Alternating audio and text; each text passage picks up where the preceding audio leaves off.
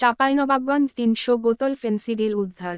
চাঁপাইনবাবগঞ্জ প্রতিনিধি। চাঁপাইনবাবগঞ্জের গোমস্তাপুর ৩০০ বোতল ফেন্সিডিলসহ শাহিন, কুড়ি নামের একজন মাদক কারবারিকে আটক করেছে র্যাব। সোমবার ১ জুলাই রাতে গোমস্তাপুর উপজেলার চৌডালা ইউনিয়নের শুক্রবাড়ি গড়িয়া বাজার এলাকায় অভিযান চালিয়ে তাকে আটক করে। আটককৃত আসামি হচ্ছেন নীলফামারী জেলার ডোমার উপজেলার সদুর আড্ডা মহল্লার মৃত মুকছেদের ছেলে শাহিন। মঙ্গলবার সকালে রাজশাহী র্যাব-৫ সিপিসি-১ চাঁপাইনবাবগঞ্জ ক্যাম্পের পাঠানো প্রেস বিজ্ঞপ্তিতে জানানো হয়, আটককৃত আসামি পেশাদার মাদক ব্যবসায়ী। তার বাড়ি নীলফামারী জেলা হলেও চাঁপাইনবাবগঞ্জের জেলায় এসে মাদক সংগ্রহ করে দেশের বিভিন্ন এলাকায় সরবরাহ করে আসছেন। র্যাব গোয়েন্দা সংবাদের ভিত্তিতে জানতে পারে গোমস্তাপুর দিয়ে ফেন্সিডিলের একটি বড় চালান সরবরাহ করা হবে।